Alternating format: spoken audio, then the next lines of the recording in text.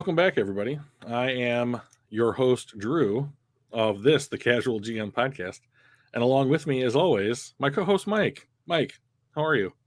Just as handsome as ever, Drew. How about yourself? I'm doing quite well, actually. A lot better, I feel, than most Lions fans today. Yeah, we had a rough week. I see that you still got that Ravens hat on. Well, So we have not hit our 50 subscribers yet. we have not hit. We're at 38. So if math carry the one, Yeah, what 12 more? 12 more. 12 Seems like more. seems completely achievable, right? It seems achievable. We've got 38 people that already love us. Mhm. They all, I mean, at least 1 out of 3 of them know somebody else, right? Yeah, that's true. That's all we need. We would hope. So, So, Drew, before we start, we have a guest. we do. We do. Oh, We don't have a name for said guest. yeah. We're still working on that, but Sure. yeah, he's our little Lions fan gnome. Carrying the banner, as it were, our bannerman. Yes. Yeah. So we'll have to come up with a name. Anybody that wants to come up with ideas for names, throw it in the comments after the stream, in the chat comments, whatever. So Indeed. I have a gnome for the Michigan Wolverines. Looks similar to that guy. No flag though. Yeah. No flag. So yeah. Your gnome's probably happier. He certainly got an illustrious beard. So does this one, but I'm pretty happy with him. I've had him for a while now. So yeah. Christmas present. Excellent. Yeah. So, Mike, the New England. Do you want to do some news and notes and then the game, or you want to start with the game? Let's go with news and notes. What you got for me? I did not like that Devonta Adams pushed that guy down. You gotta be professional. Yeah. Like, things cannot go your way. Things can go poorly. You can have a bad game. You could get screwed by the refs or whatever it is. You have to be professional. It's an emotional game. I don't care. Right. So he came out and apologized on Twitter, and he said the thing that he said that I really called bullshit on was that he said, "That's not who I am." Well, we have you on camera being that guy. So, I mean, in that moment you were, and like, we all have that in us, but like, don't do that and then tell me that you're not that. Just say, I'm sorry. Yeah, I struggle with that because, I mean, I've done or said stupid things. That's very much not who I am. Even if it was in that split second, me as a person, it's not representative. I'm sure Stafford feels the same way when the woman fell off the stage and you're like, oh shit, can you take a look at her? And then, turn around and walk away or whatever. Because he was too drunk to understand anything that's going on. He had an adult beverage at that point. Well, yes, he had a fifth of it actually. But like, I don't know. Like, I don't necessarily call it bullshit, only because one split second doesn't define us. And that's essentially what he's saying. Like, this doesn't define me. That's not who I am as a person. It might have been me in that split second, and I'm embarrassed, and I'm sorry about it, but it's not the entirety of me. So I can get that. It's big of him to come out and apologize. There's a lot of people that would have just like, I don't care. It'll blow over. So in my youth, I was a bit of a rapscallion and did some things that I had to go back and apologize for. Yeah. And someone told me once, then this has stuck with me for most of my adult life, like, don't qualify your apologies. Just say that you're sorry. Yeah. Like, oh, that's not who I am. Don't offer up reasons as to why this was unique. Yeah. Or why it happened. Just say, it wasn't professional of me. I'm gonna try and be better. I apologize. And just leave it there. And if they are going to accept it, which it doesn't sound like this guy that got pushed down is going to. I've heard that he's filed a police report, which to me is going a little far. Like, you got pushed down, you're embarrassed. Like, you should also just be like, I accept your apology. Let's get back to work. So, yeah. Yeah. So that's unfortunate. Yeah. But the Las Vegas Raiders are 1-4, so I can understand why he's frustrated. Yeah, well, so are we. Yeah, that's a good point. The thing of it, the difference is everyone kind of expected the Raiders to be better than this. So yeah, and they're in a tough division. So at 1-4, it's gonna be really hard for them to climb back into a playoff race. yeah, I mean, I think they started 0-3, and like the percentages on teams who make the playoffs who start 0-3 are the odds are not in your favor. They are stacked against you, one might say. So yes, and one might be right. Should they say that? One might. One might. So, other than that, the only other news and notes from around the league that I thought were worth discussing were these unbelievably weird roughing the passer calls that either are or not getting called based upon which crew is officiating. So, like, we had two that were called that are kind of bewildering. And I don't normally do stuff like this, but I don't understand what else they could have done in this instance. Like, so the Grady Jarrett tackle, it's not even really a hit. Like the Grady Jarrett tackle of Tom Brady, he stunts around, he comes in, he wraps him up around the waist, and like they say that he threw Tom Brady to the ground violently. Well, let me tell you what, I've never thrown anyone to the ground gently. So that's one thing. Like, I just don't know that the terminology in the definition of the rule is accurate. Like, maybe you should address that in the competition committee at the end of the season. And then this one for Chris Jones last night on David Carr. No, Derek Carr. Yeah. They say that he landed with his full body weight on him. Like, I don't know what Chris Jones is supposed to do in that particular circumstance. Like, I just don't know what they're supposed to do. Like, that's the Super Bowl, isn't it? Yeah. Oh, this was not the. I thought I grabbed the right clip. See, that was not called. So, like in that, so if we were officiating, he tackles him and lands with his full body on him, right? Yep, and then crawls over top of him to get off. So that's effectively what Chris Jones did last night in their football game, and he was flagged for it. Now, this is years ago. But yeah, like, I didn't notice that. I thought I was grabbing the correct one. Well, we've talked about attention to detail very recently, Mike. This is true. This is 20 hours ago, so this is probably the right. Oh, good Lord. Come on. 2-1 content. So here he comes. Boom. That's a penalty. Not in my book. Not if I'm writing the rule book. Like, no, that's ridiculous. I mean, I do think it's ridiculous. So yeah, there's literally nothing that he could do differently. Yeah. Yeah. I mean, I think it's asking a little much of defensive players to like determine how they fall when they're in the process of making a play. Yeah. So who was the other one? Grady Jarrett. Yeah. All right, let's there it is. Yeah. This is insane to me. Here he comes. Gotcha.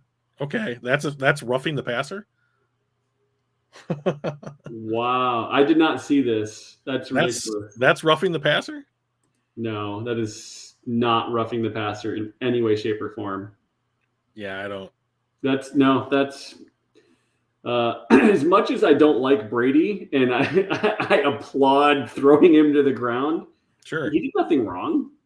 Right. He did nothing wrong. Brady's just he's a quarterback that got tossed to the ground. That's a terrible call. So I think that was a disservice to the Falcons and the Chiefs yesterday. Now the Chiefs won in spite, so that's fine. But like, it's in that game. It's it's a 1-score game in the fourth quarter. Yeah. Maybe that's usually decision-making time. So Yeah. I don't know. I was not thrilled with either of those calls. I think that defensive legislation has maybe gone a little too far. Like, we're not talking about head injuries here. Yeah. So I suppose slamming a quarterback to the ground could lead to like whiplash, which is something they want to cut down on. But like, give them special helmets or something. Like The big poofy ones from training camp. training camp. Something. I mean, like, we're getting real close to two-hand touch. Hey, there's Funky. How you doing, buddy? Spending time with the kids. Hey, Funky. But yeah, go ahead. Yeah, no. So one of the things, did you have more on that? No, just that I think it was a disservice to the sport, those two calls or non-call or whatever they were. So I was unhappy with them. Yeah. I mean, referees are human. They make mistakes, yada, yada, yada. I get it. But at the same time, you're trying to make a consistent, having all the neck rolls. It would seem like those would help against things like whiplash, right? Like I honestly wonder where they went. Like Brian Urlacher used them. Yeah. Chris Spielman. Sure, yeah. One of the things that Drew, you had sent me that I thought was interesting and worth popping up here, because it is kind of core to what we do on the analytics side, was this quote from Stephen Holder. See if I can make this bigger. That's good.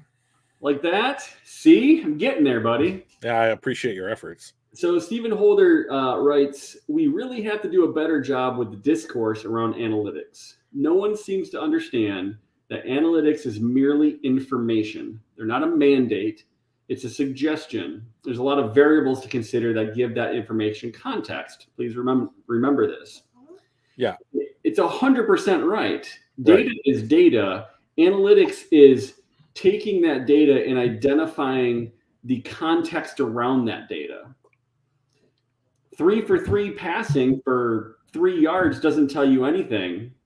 But when you look at, there were 3 touchdowns, and you start putting some context around it, that's what analytics is doing. And I think a lot of people are like, it's too subjective and it's too this or too that. It's not what I'm used to.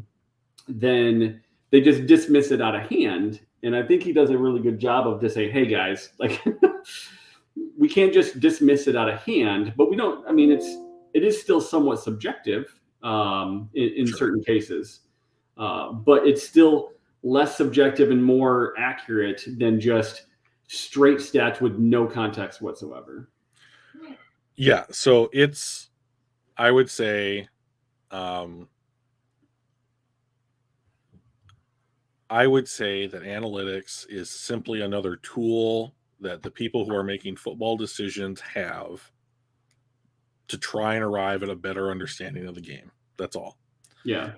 And so the thing that I like that Steven said here is they're not a mandate. And that's right. I mean, they're not, these are not hard and fast laws of football, like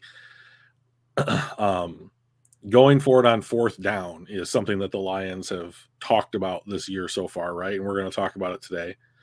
But like, just because the numbers say that you might not be going for it enough on 4th down is not saying that you absolutely must go for it more on 4th down. If you wanted to play a traditional like field position game, and pick your spot with the 4th down attempts, that kind of thing, like that's fine, but like it's all the data would suggest is that like, hey, why don't you consider this? Yeah. And that's all we're saying. I just happen to use and reference analytics because I personally do not have a better way to go deeper into the sport of football than what analytics can convey to me. Yeah. Because I never played, I never coached. So I don't know what other avenue outside of simply being a spectator I could have to try and understand the game at a deeper level. And so, but like, that's a good thing to remember because, you know, I'm a human being and I'm not always going to be able to do this correctly, but like, I'm going to try and take as many people's opinions and ideas into context as I possibly can, and then consider them, and then look at what the data is telling me, and then make a decision. So, yeah, these are not hard and fast rules. These are, this is a lens at which you can look at football through that might be different than what you're using currently, and like getting a different perspective on something is, I found, has been helpful more often than I would have given it credit for. So. Yeah, I agree. And I think one of the things that gets lost is out of context data or lack of context data doesn't mean anything. It's not, it doesn't have as much value as data with additional context. Now, a lot of the analytics looks at a very large number of data points. They're going back 20 years, every single play for 20 years, and every single outcome for 20 years. And it's not, like you said, it's not a hard and fast rule. It's not 100%. But hey, based on the last 20 years worth of data, the odds are that such and such is better than, X is better than Y. And if you just look at the data, you may go, oh, Y is better. But when you look at 20,000 years, 20 years worth, thousands of data points, it no longer looks like Y is the right thing. X is now better than Y because you have more context, you have more historical information, you have more different pieces that you can kind of go, oh, when this happens and this happens, this other thing is more likely or less likely. But just having this information and that information doesn't do much until you can start correlating it. And that's what analytics is. It's correlation of data to better predict data. Right. My gut doesn't mean anything. My gut instinct, my personal belief doesn't mean anything. It's not anything remotely close to right. And neither is yours. And neither is Funky's or ASICs or anybody else. You're not any more right than anybody else's gut. But the data is the data. And that is historically correct and shows what the trends look like going in the future and what are, helps determine the odds. Sure. So that's where I think people get lost, is they think that analytics is 100% subjective, and it's very little subjective. It's almost all based on a hell of a lot more data points than we personally have. Mm-hmm. Because of that, it may seem it will end up likely being different than what our personal beliefs are, because we only have a very limited amount of data points. We can't comprehend the 40,000 or 100,000 data points that Next Gen Stats is bringing in, and all of these other things. We as people cannot comprehend the quantity of data, but that's why they've got machine learning and AI to do that for us, and that's where this analytics comes from. I guess the only part on that I would push back on is that when I hear someone say, like, I trust my eyes, or I trust my gut, or I trust my experience, like, when I hear that, what I think is that whomever's telling me this has said that based upon however much information they have already taken in over the course of their personal, like, involvement or experience with football. Yep. And so, like, while I guess the difference that I would say between those two things is one is an individualistic take and one is not. Yeah. Not necessarily that either one of them is wrong. Like, I just think that, like, what Stephen Holder here is trying to indicate is that, like, analytics is trying to provide context to, so it's not like analytics or your instincts.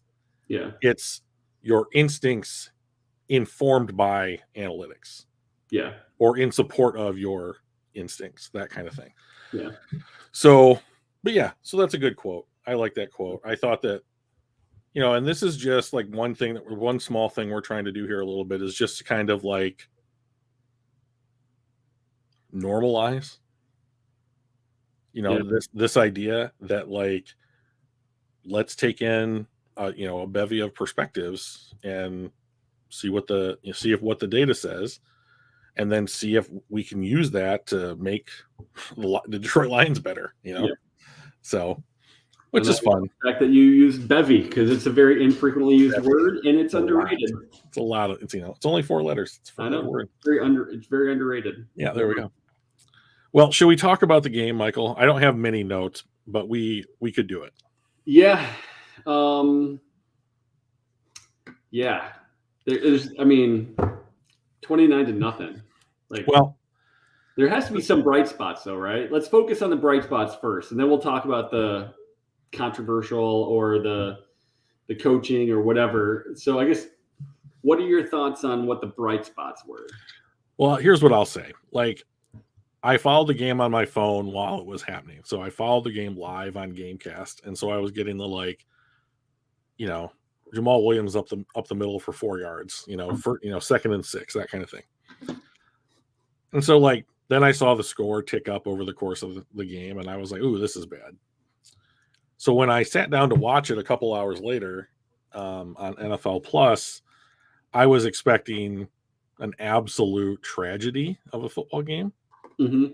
And when I watched it, I didn't feel that way.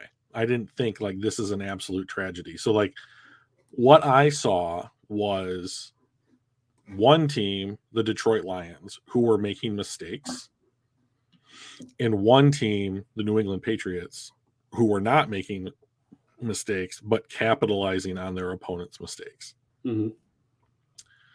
And even at the end of the first half, which I believe ended like 16-0 for New England, I thought, well, the Lions are not out of this game. It's not fun.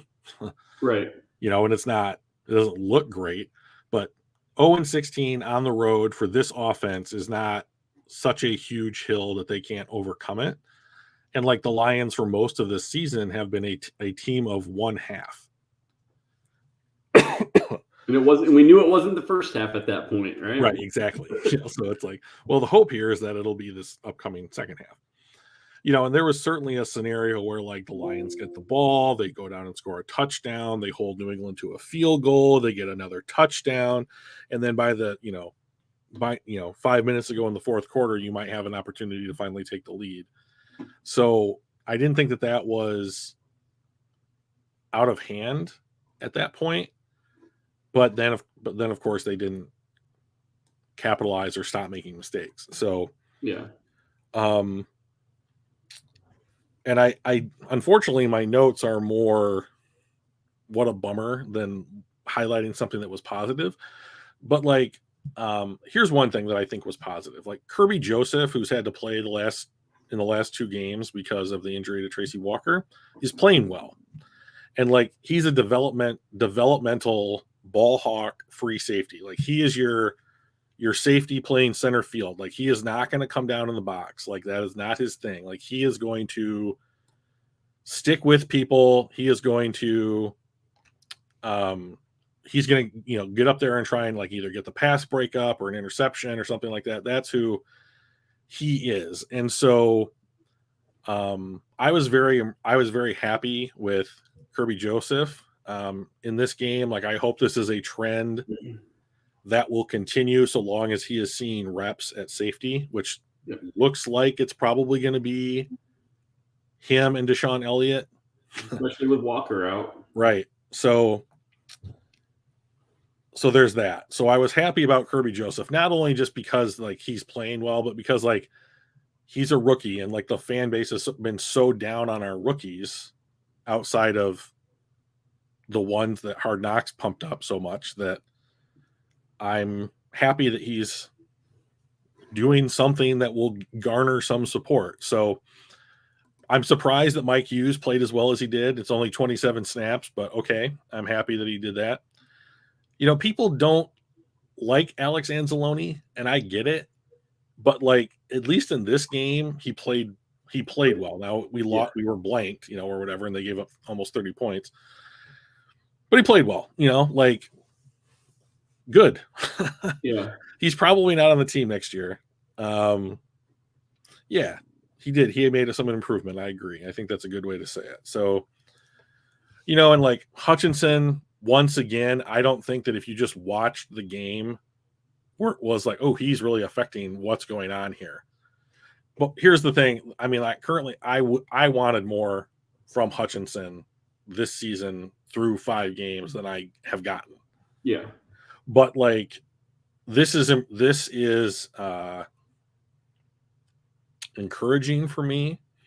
And it's not the overall 80.1 grade, even though that's fine. The thing that I find is good is that his run defense grade went up. Yeah. So to me, what that's saying is he was in the right spot. He's, maintaining like containment or just working his gap or whatever it is they're asking him to do in run defense. But everyone wants, the only thing that anyone's getting, like anyone that is a detractor of Aiden Hutchinson, the only thing they're going to be happy with is what's his sack total, what's his sack production. Yeah. Because whether you're an offensive and defensive lineman, the only singular stat that means anything is whether you give up or get a sack. Yeah. So whatever. Because those are flashy. Those are stats. Those are right. non-contextual stats. You can tally mark them, right? So, yep. So, like Malcolm Rodriguez had kind of a rough day, but like, it seems like if Anzalone has a good day, Rodriguez will not have one. And if Rodriguez has a good day, Anzalone won't have one. So it's just like, I don't know what it really is. It's a rookie 6th round draft choice. Right. I mean, even though his overall score was 57.9, which is essentially starter-ish. Yeah. He's a 6th round rookie draft choice that has started every single game. He's going to have learning curves and bumps in the road. So, like, I'll take the occasional 57, considering, like, his stats are typically much better than that. Mike, do me a favor here real quick. Will you scroll up to the top of the page? Yes. Go to the little 3-line dash thing there in the upper left-hand corner. Go to player grades. Scroll down. Player.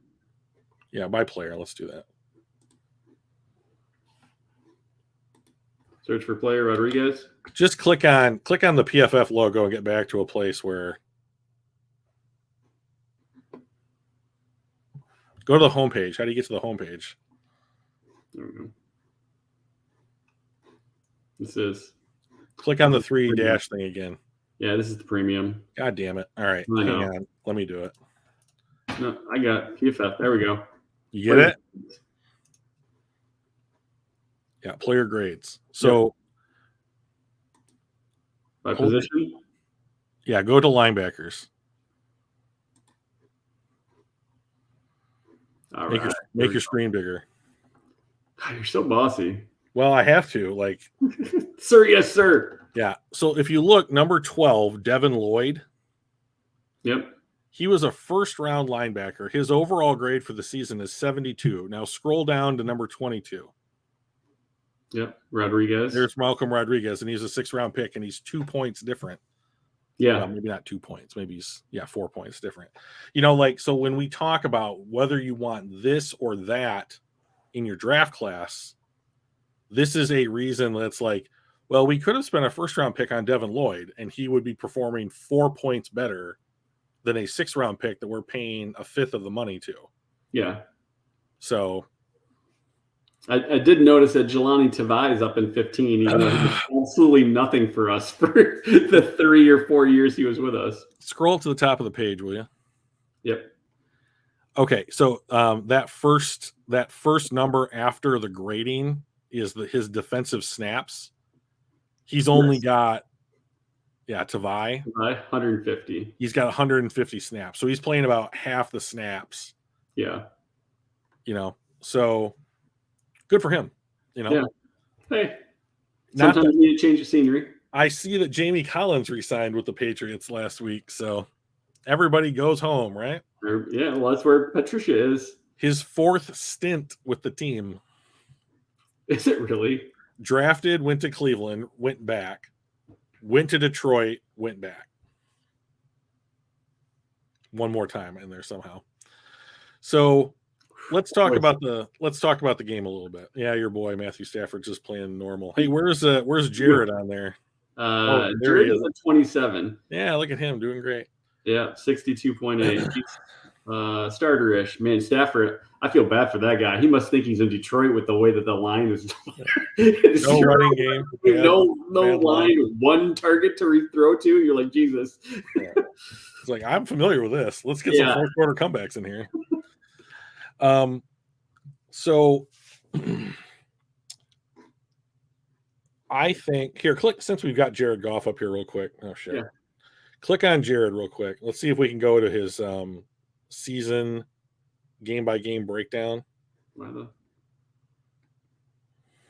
Come on. There we go. Yeah. So then if you view player page, yeah. There we go. And then you want to go to yeah, exactly. Poor Stafford, yay draft pick. Fuck yeah, exactly. There you go, buddy. He got his ring. I'm super happy about it. I would love to have 2 top 10 picks. I want 2 lottery picks. This is great. Yeah. So if you go down to his passing at the bottom there, see view career and premium stats. This is what I want to look at. All right, let's do it. Okay, so he has 4 picks and 1 fumble, I believe. 1 fumble lost on the year. And of those 5 turnovers, 3 of them have been returned for touchdowns. Now, that could just be luck. That could just be dumb, the way the ball bounced luck. Yeah. Or there could be something there. But and then I looked at this the other day. If you subtract the points that those turnovers led to from the defense, they'd still have given up the most points in the NFL. So I don't know if it really matters. One more win at the very least. Yeah. It would be 2 and 3 instead of 1 and 4. Sure. Yeah. But yeah. Other than that, the only other really bullet points that I wrote down was that Deshaun Elliott's interception looked really great. Yeah. Good reaction times. Plucked that one out of the air. Good job, Deshaun. They can't tackle. This team cannot tackle. And there's a couple of things that I think really contribute to their terrible tackling. And that is the first thing that I see, and I see almost everybody doing this, including Hutchinson, is they just over pursue. Yeah. They're not breaking down when they get close to guys. So it's just kind of horrible to watch.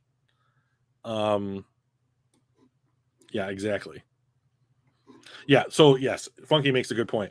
So in the interceptions returned for touchdowns were, that those points were quote unquote the difference in the game. But his fumble that was returned for a touchdown by New England most certainly was not, right? So I'm not going to put that one so much on Jared because there's nowhere close to swinging the game. But they just seem to over pursue, and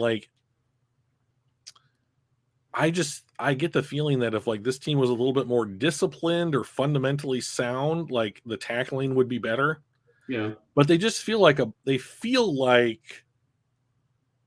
they're just throwing themselves at the ball carrier right now. It's just we're so desperate to get there and make a play that we forget about okay, break down, wrap up, drive through, whatever the tenets of making a tackle in the NFL are. They seem to really be forgetting that, and it's leading to yards after contact, big explosive plays, and you need to get those things kind of wrapped up, so to speak. Wrapped up, no pun intended. But pun was intended. No.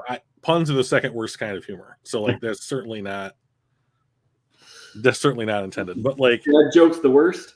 Pranks are the worst. Gotcha. Pranks are only funny to the person doing the prank and those observing the prank. Yes. They don't include the prankee in the joke. Yeah. In a positive way. Yeah. And if you're cutting out a part of your audience because of what the joke type is, you can't be considered anything less than the worst kind of joke. So, and as the mayor of comedy, I get to make the decision on said rankings. So I will say, like, I thought one of the bright spots, because we didn't have too many. Hawkinson disappeared again. Like, all of our tight ends just disappeared. But I thought one of the bright spots was Stenberg started playing a little better. Sewell played okay. He did let, like, I think, one sack.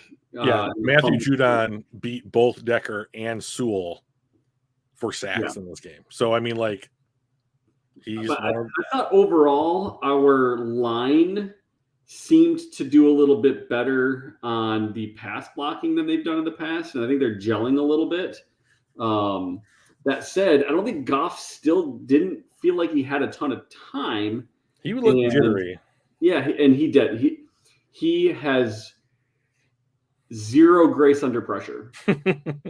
If there is even a sniff of somebody running after him, he gets freaked out and chucks it, and either A, makes a bad decision or throws it away, or just makes a very poor pass that falls incomplete. He's just not good under pressure. Yeah, I just maintain that Jared Goff is an average NFL quarterback who, whether his PFF ranking or his stat line reads any different, like, and this is kind of like to Funky's point that he's been making over the weeks, is that, like, when I watch Jared Goff, my eyes tell me this guy is not an elite quarterback, regardless of what the grades are in support of or don't support, or what his stat line reads or doesn't read. The stat is usually the grades are a lot more accurate than the stats. You're like, he's leading in touchdowns and he's third in yards. He must be an MVP candidate, right? Oh, that's Funky. That is some shade right there, my friend. That is some shade. That is not wrong, though. Yeah. Well, I mean, I was pretty young when Mitchell was our QB, but, like, I remember the Mitchell days. Yep. Mitchell was barely a step ahead of Eric Hipple. That was probably pre-you, but Eric wasn't. I remember Kramer. I remember Eric Kramer, but I don't remember Eric Hipple was before, like, Scott Mitchell, before Charlie Batch, that era. He was the late 80s. Charlie Batch was one of the first drafts I watched. Yeah. But yeah, just to kind of show the under pressure, and it wasn't just us seeing things. He did score a 34.6 under pressure. Not good. So yeah, he's just, to me, he's not worth $30 million.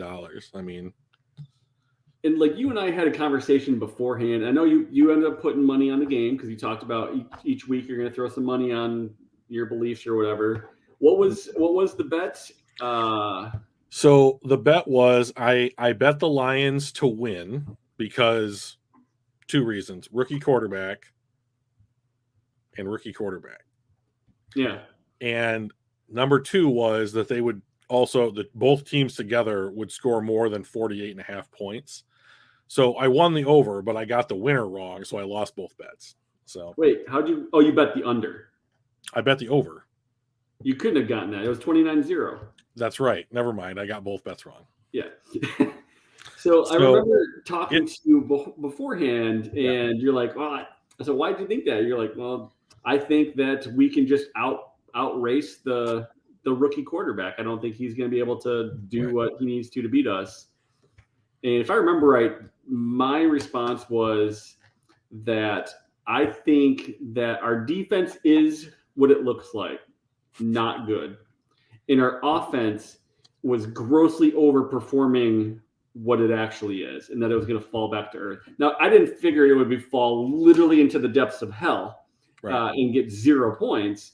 I figured that we'd probably score 10 points, maybe 14 or 17. But like I figured we would have a huge drop off because we are not a 35-point per game offense. We just that's not what we are.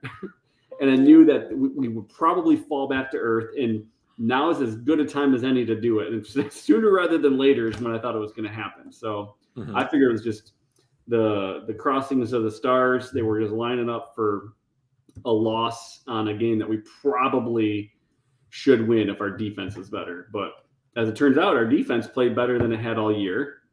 Even though Amani Oruwariye sat as a coach's choice. I'm not convinced that he's uninjured.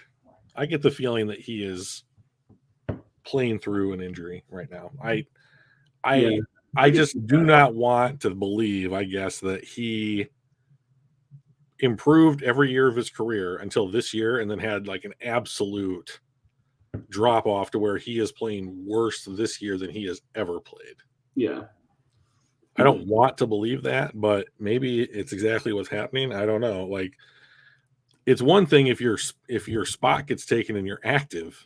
Yeah. And it's another if you can't play because the coaches are like, you're going to sit this one out. Like, him sitting out to me says like they wanted to give him another week to heal. Yeah. So I totally agree. Like I think the trend for him has been kind of a slow rise, and to have a steep fall off. It's not like we've changed schemes from last year when he was successful. We didn't change defensive coordinators from last year when he was successful.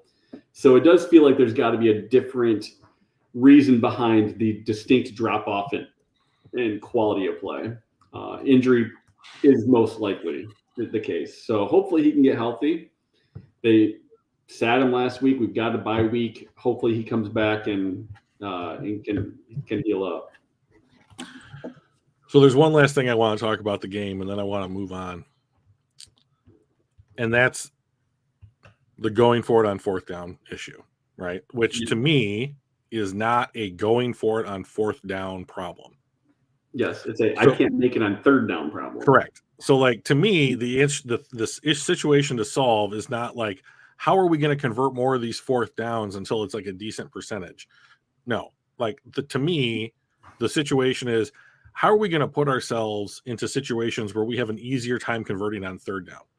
Mike, I have not prepped you for this, but if I asked you to guess what percentage of third downs the Lions have converted through 5 weeks, what would you think that percentage has been?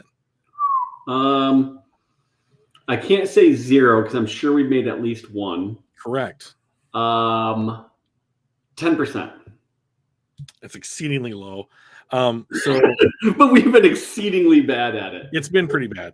But like big explosive plays where we're getting 20-yard chunks. Yeah, and that was or we just fail miserably and go for it on fourth. That's why I figured it was really, really low. Yeah, so they are 24 out of 65 on the year through New England for conversion on third down. That is 36.9%. Yeah. So and like you preempted me, you son of a bitch, with with your big play statement, because one of the things that I think has made this offense look as good as it has looked through the first 5 games is that when you get a DeAndre Swift 50-yard run, or you get a DeAndre Swift 40-yard screen pass, or an end around by St. Brown that goes for 60, those are like a lot of opportunities to not convert on third down that you don't have to worry about anymore, right? Yeah. So in the New England game, there was a distinct lack of explosive plays, 15-plus yard plays, right? Yep. So this offense, I think, looks relatively pedestrian. Now, let's be fair. Chark, Swift not playing, just got St. Brown back. He certainly did not play all of the offensive snaps. I heard that Hawkinson had 2 guys on him for most of the game, and that sounds very Belichick-like to me. Yep. Like, we're just going to take away one of your pieces, and you just can't have that today. You need to beat us with the remaining pieces. Can you do that? Yeah. Like Funky said, I've been asking why we aren't talking about failing on third down. Also said Ben Johnson and big plays have made people think Goff is good. 100% on both of those. Yeah, that's an excellent observation, Funky. Coincidentally, they are 8 for 18 on fourth down so far through the season. Well, I guess they are 8 and 18. 8 successes, 18 failures. That's 44%. Yeah. And going into last week, though, it would have been 8 and 12. So it's a lot closer to 50-50. But yeah, it was historically NFL record setting. No one has ever gone for it 6 times on fourth down in an NFL game and missed all of them. Right. So I don't mind aggression in your play calling. I really don't. But like there were a couple, I mean, like there were at least 2 of these fourth down decisions that I was like, you cannot go for it here. Like the first one, I think it was like 4th and 1 on their side of the 50. Yeah. And they didn't get the yard, and people are like, well, we have a great line. You should be able to get 1 yard, almost any time, that I've never believed in that narrative because people are they are going to sell out to stop that 1 yard. And you need to do something different there. Like just, if you're not going to run behind Sewell, which he didn't, then the play call is a different thing. I thought the choice to go for it there was fine. I did not. If you punt it, you're basically gaining maybe 30 yards. From their side of the 40, they would be gaining like 50 yards. I thought you said it was like 1 yard past the 50. No, it was like on their 40, on their side of the field. Oh, gotcha. Right. So if you're on the Patriots 40, you're talking about 20 yards of difference there. So then I would have agreed with you. Yeah. Like that's a fine place to go for it.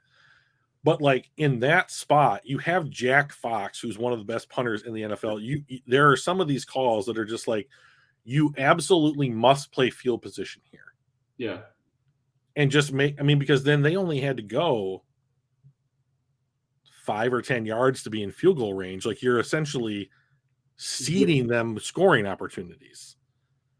There was one that was like 4th down and 9, and I was like, okay, like I'm okay with like 4th and short, 4th and medium. This is ridiculous. Like, and by that point in the game, I'm certain that they were thinking like, if we don't score on every possession, we can't win. Yeah. But like, I think something that would help the defense is if they played more of a field position game.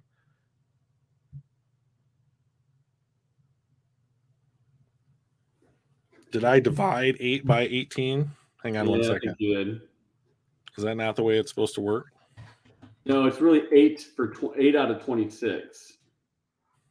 Because if they were 18 minutes. Well, if you're 1 for 1, isn't that how these read? If you're 0 for 6, you had 6 attempts. Right. So there's 8 for 18 is 8 made out of 18 chances, not 8 made and 18 misses.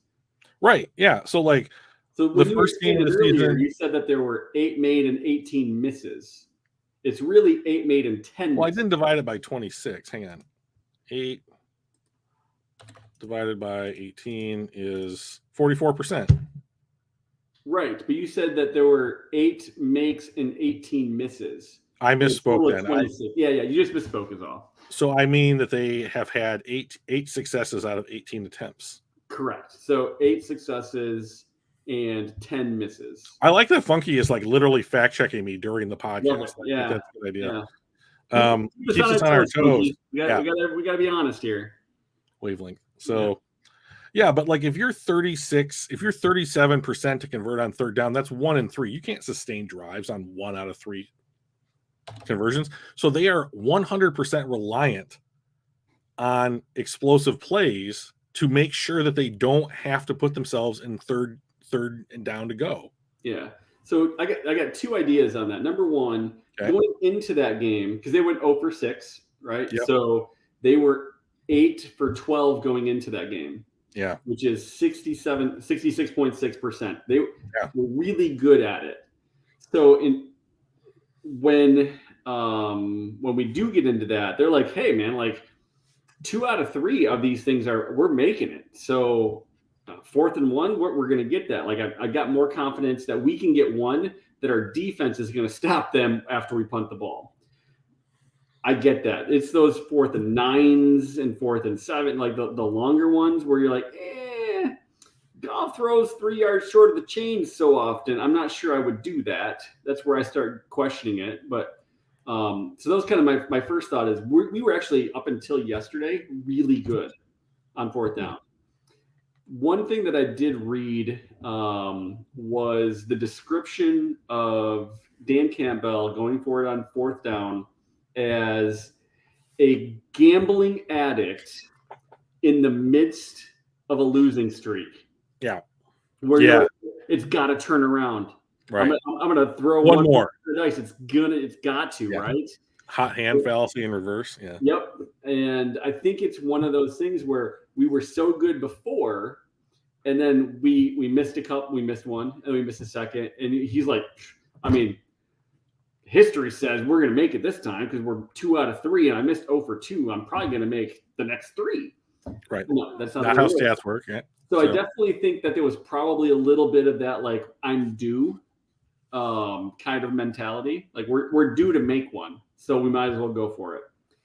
But I also think he has zero confidence in his defense. I would agree with that. And weirdly, I think his kicker. So like, I mean, he did only sign him 3 days before the game or something like that. So it's like he's got an ability to build up too much rapport and confidence in him. Although he did kick like 5 field goals for the Bears in their last game. So, yeah. Funky's cracking jokes. So, one thing I will say is like, oh, there's one Pride. Hey, man. Hey, buddy. So one thing I will say, like, I would put down some hard, if I was Dan Campbell, I would put down some hard and fast rules. Rule 1 about fourth down conversions. Yep. If you're on your side of the 50, you're not allowed to try and convert. You have to be in opponent's territory to try and convert. That's until this team wins a football game. And then if you're in the red zone and you can kick a field goal that will give you the lead, you have to kick the field goal. Yeah, I agree with that one. The first one, there are too many times where I think between the 40 and the 50, I don't think I'd go for it inside the 40, your own 40. Sure. There's too many times between the 40 and the 50 where you also have to go, all right, well, what about 2 minutes left in the game? Sure. Want it away. So you got to have some of those kind of caveats of like time left or whatever. But I think there's just a few times where if it's like, 4th and 1 from the 45, and you can't afford to go down another touchdown, you have to go for it, right? Because no. So I think I think at least it should be able to be considered at that point, right? Right. So like Funky in the chat says, no going for it is if you are losing and there's only 4 minutes left. Right. So like, yeah, that's a good point to make. Like, so I would say, let's throw what I said in front of it. In general, these are some hard and fast rules, but like in the context that Funky provided, yes, it would be appropriate then.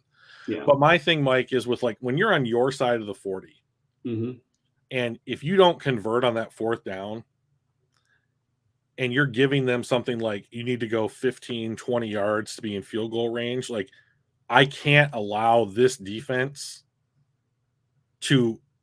I cannot expect them to be able to prevent that opportunity from taking place.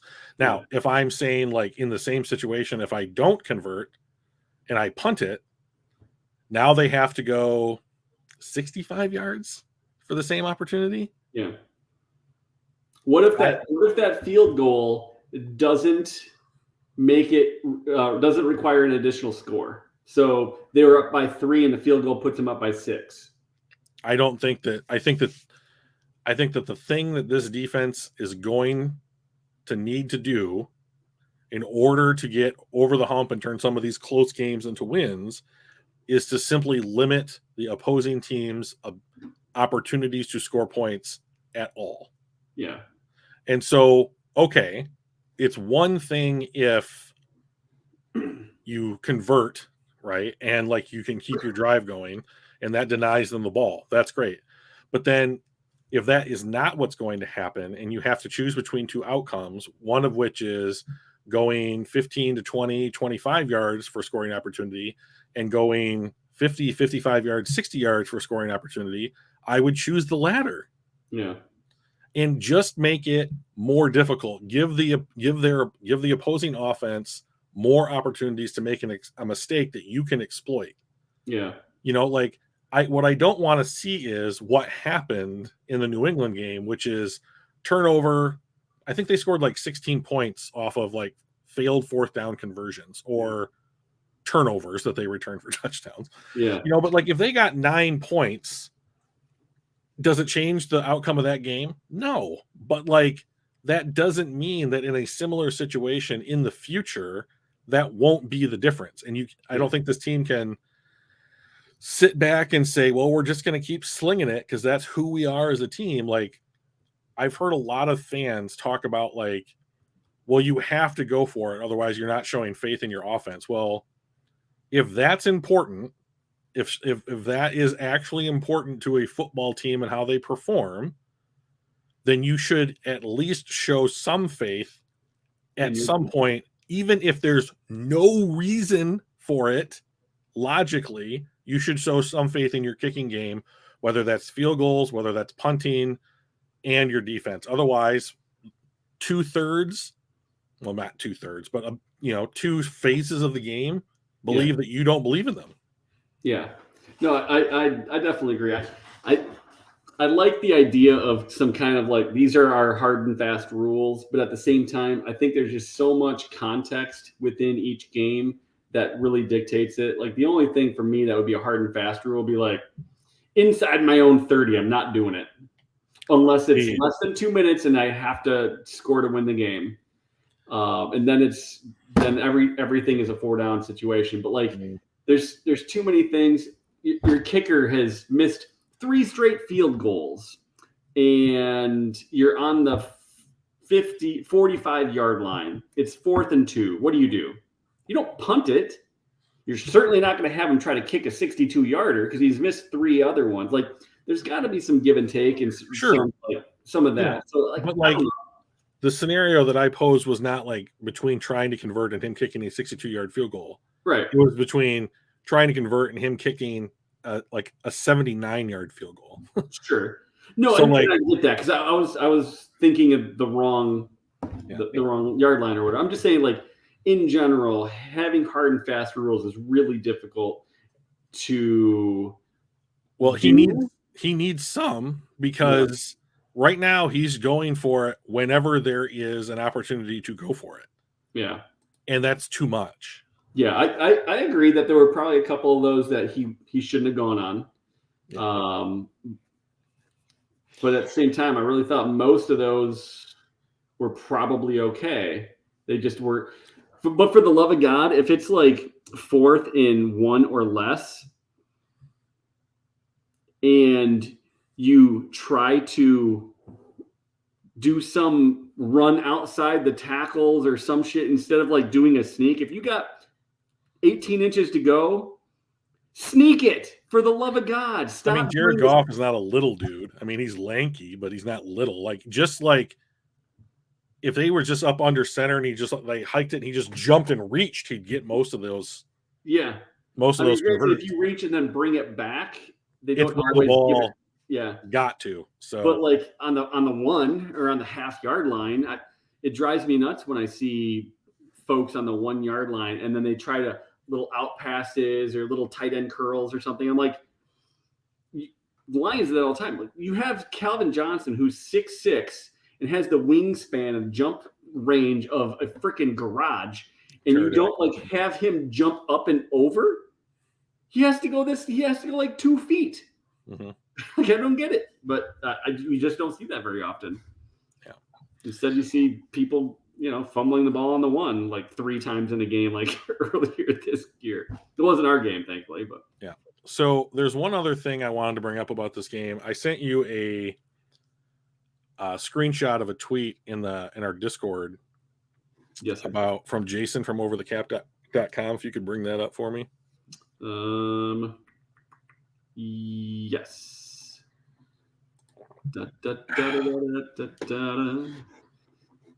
Memento, bring it onto the correct screen here. Add. Boom. This is the one? Yes, this is the one. So if you would be a lamb, Mike, and just make this a smidge bigger, A I would. smidge bigger. All It's right. relatively big, but the typing is quite small on this one. There we go. So All right. For our listeners or the listeners and not watchers, what are we seeing here? So this is how much money are you paying for players to be on your roster that are on some kind of injury list? So PUP, injured reserve or NFI. And so every team, quote unquote, has the same amount of money that they spend on players for their year-to-year salaries, right? And like to comprise their 53-man roster. Detroit going into the New England game had what, 80% of the money on the field. Like people get tired of hearing like it's injuries, but like because there's so little you can do to correct that. Yeah. But when you have $43 million not playing for your team, and not all of that is starters, right? Right. But I mean, I would love to know what Romeo Okwara looks like across from Aiden Hutchinson this year if he was healthy. He's not. Like I would love to know, like getting some of these guys back so that they can go out there and perform. Like before the season, when we went through the schedule and it's like, this is a win, this is a loss, this is a win, this is a loss. Those assumptions were that those two teams were going to be healthy when they played. Like, I don't this team that they put out in the field on week 5 to me is just not representative of what the Detroit Lions roster is supposed to be. And like our fan base does not want to A, hear it, or B, have to live through it again. But that's the reality of the situation, is that and this is not about just drafting guys who are hurt. That's something that people love to harp on, and they would not harp on it if you were winning games. Yeah. Like Jason Kabinda may not be the difference in winning or losing a game, but he might be the difference in winning or converting on a 4th down. It'd be nice to have a quality cornerback in Jerry Jacobs. Josh Pascal would be nice if he was on the field. Vaitai Walker, who was playing well, on Wuzarike, even as like a rotational guy. Like that's another thing that like no one I think has really talked about is how are they rotating any defensive lineman right now? Yeah. The snap counts for all of these guys have got to be high, and like Quintus Cephas, fine. He's your 5th wide receiver. Tommy Kramer, fine. Greg Bell, fine. Jameson Williams, fine. Like, but if you had all those guys, and you're like Isaiah Buggs or Demetrius Taylors or like AJ Prices aren't on the team, it might all look different. Like we might be 2-3 or 3-2. I don't know. But like, I know that having that money on the injured reserve is another hill that this team has to climb with one less leg. Yeah. It would help if some of the guys with the big cap numbers were pulling their weight. Decker's at 6.5. Michael Brockers. I was like, Brockers was one of those that's not playing. Oh no, he's on the healthy list. He's playing. I haven't heard his name the entire year. Yeah, they are playing. They are paying Brockers to effectively not play. I mean, $7 million, and he's doing nothing. Yeah, DJ Chark, $4 million and doing basically nothing. One Pride makes a good point. Like when Pascal's back, like hopefully he helps take some pressure off. And like even if Hutch sees the same kind of like blocking and double teams and that kind of stuff that he's been seeing, this is no good. This is not good TV, Mike. This is good for nobody. You gotta. Yeah, there we go. That's. Oops. I mean, I've got a nice beard, but like no one wants to see it that close.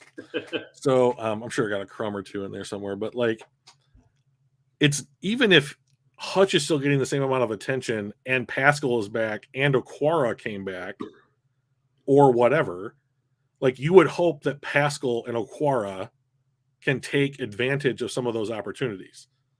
Like even though Hutchinson's not getting home as much as everyone wants right now, like when you watch the game, like they run away from him. Yeah. The play moves away from Aiden Hutchinson. Like they double team him. They leave a guy in to chip. Like he's facing what amounts to either a player and a half or two players on most of his defensive snaps. Like I don't know what he's supposed to do to overcome that. Like Aaron Donald regularly overcomes double teams, but he's considered maybe the greatest defensive player ever. Yeah. Yeah, it's not a fair conversation in comparison. Yeah, and like to be, and he is being asked to do one thing, which is to pin his ears back and go get the quarterback, right? And like in the off season is when they're going to get him in the strength and conditioning program. They're going to work on his pass rushing moves. You're going to learn the tendencies of all the tackles that you face twice a year, that kind of stuff. So I am hopeful that he's only going to continue to improve, like his work ethic and motivation and stuff is all there. But you can't, it's a 4-man line. You can't do it all by yourself. And like right now, there's no one else that can help him. So the other interesting to think about is that $43.4 million, which is third in the NFL. Yeah.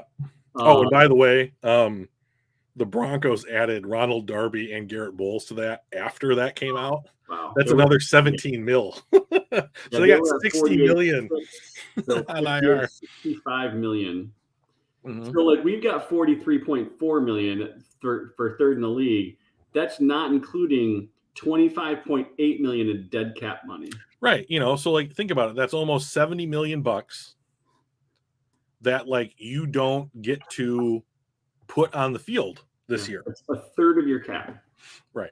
What does $70 million buy you? Starters. A bunch of starters. Yes. I mean, that's $7-10 million people. Right. And those aren't just starters. Those are high quality starters, depending on your position. Right. So that's all I got about the game. You ready to do this? Yeah. All right. Let's do this thing. So I was hoping that we would have a fuller house for this episode, but apparently when I said mock draft last week, everyone ran kicking and screaming. So we're going to do our first mock draft of the season. Now, we're not doing this because the season is over. We're doing this as like a test to see how this team can get better and where they should be looking to try and improve. All right, so I'm going to share my screen. And then I am going to turn off the rain sounds. So the draft order that I am using for this mock draft is based on Tankathon's prediction. And the reason why I'm picking that is for a few reasons. Number one, they work in all of the picks that have been traded for the upcoming class. Yep. And number two, they break it down all season by as if the draft were today, this is how it would shake out. So Carolina has the worst record. They have the worst strength of schedule of all of the teams that are 1-4. So therefore they are picking first. Okay. So in this, Detroit is picking fourth. So Mike, you're going to be my cohort. I've got that draft order set up here on PFF's mock draft simulator. This is not my preferred simulator, but I like Pro Football References. Pro Football Network's mock draft simulator is the best one I've used, but we're going to use this one because I can change the order of the class. Mike, is this big enough? Yep, I can see it. Okay. So we are going to only be picking for the Lions. Okay, so I'm going to start the draft and we'll see how this goes. Okay, so already it's gone terribly. So either one of these defensive players is who I would take if they got to the Lions pick. Yeah. So Will Anderson, I think, would be the kind of player that would pair very nicely with Aiden Hutchinson. To be honest, he'll pair nicely with anybody because he's an elite pass rusher. Mm-hmm. Jalen Carter is probably the best defensive player on Georgia over this year and last year, and would be a nice guy to put next to Aleem McNeil, and then Onwuzurike could become a rotational piece. And who knows, like if he plays his way out of the roster. And then, of course, Pittsburgh takes yet another wide receiver, which doesn't make any sense to me. But I didn't set this up, so I don't know why they would take yet another wide receiver there. Maybe one of theirs is entering free agency. But here we have, Mike, some choices. So I wanted to talk to you about them. So we can take either quarterback, Young or Stroud, dealer's choice. Yep. The second best edge rusher in Miles Murphy, who I think is probably worth the fourth pick. Brian Breesy, who's the second best interior defender in the class. Or we could go Keely Ringo, the first cornerback off the board. So right off the bat, where's your head going? My head is going to either one of the quarterbacks. So let me break it down for you. For the reason is everything that we've talked about when it comes to building the teams and looking at what the top teams have done is you have to add a very inexpensive, high quality quarterback on a rookie contract. That's what they did with Mahomes and was able to build the team around him. They did that with Allen and built the team around him. Joe Burrow, they're doing that. Like, that's just what you have to do. You can't start a team $30 to $40 million in the hole at quarterback. Okay. So, yeah. Yep. That's where I would go. So, between the two of them then, Mike, I'm going to describe them to you. If you asked a guy to put an apple on his head and stand 40 yards away from CJ Stroud, and I would give him two chances to hit the apple off the guy's head without hitting him in the face. Yeah. And I think it'd only take him one chance.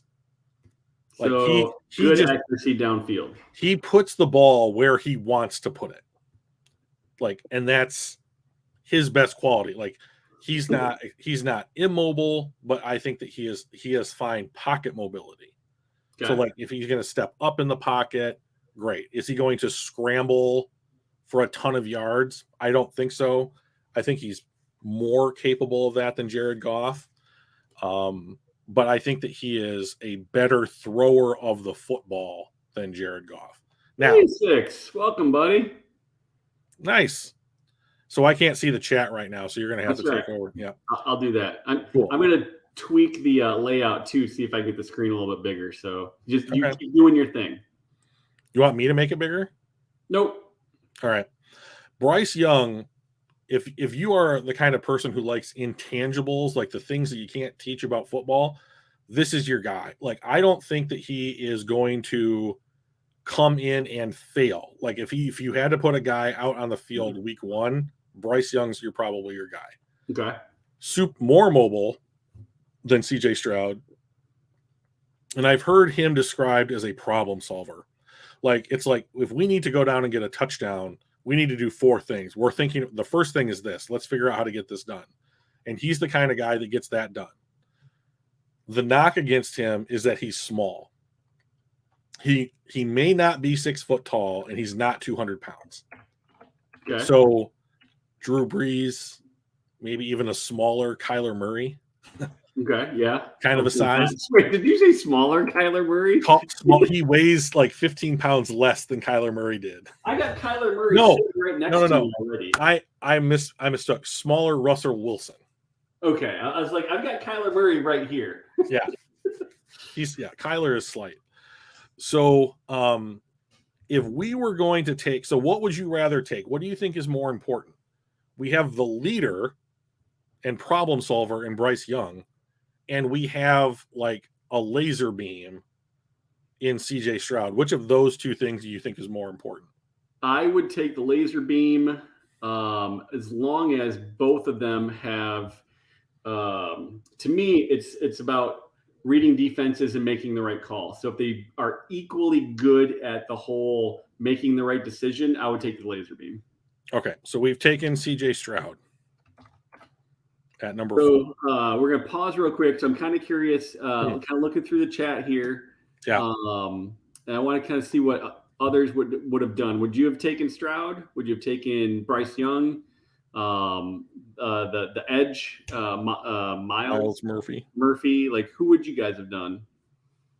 So I'll let you kind of keep going now, Drew. But I'm curious in the chat what they're thinking as we go along too. Okay, so let's see who has been taken here. We have Miles Murphy and Brian Breesy both went off the board. Antonio Johnson and Ringo, who were people that I would have really wanted to take to improve our secondary. A tackle, which is irrelevant, and a wide receiver, which I think is probably irrelevant to us. Funky asks if Trenton Simpson is available now. He is available. Let's see where this mock ranks him. Linebacker. He is ranked 28th overall. So Trenton Simpson, I've watched some tape of Trenton Simpson in the last week or so because his name keeps getting floated. And this guy is a hybrid player, but he's an unusual hybrid. Like usually when you hear about like a linebacker being a hybrid player, it's usually between like safety and linebacker, and he's somewhere in there. Yeah. This guy's a hybrid corner linebacker. It's really unusual. No, like he played in the slot last year for Clemson. Yeah. He guarded slot wide receivers. Interesting. So I asked a guy that I know who was a linebackers coach if he would take some time and discuss like and figure out like whether or not Simpson would be a nice pairing along with Rodriguez. But you would get if this was the pick, you would get 2 linebackers, Simpson and Rodriguez, who are primarily coverage linebackers.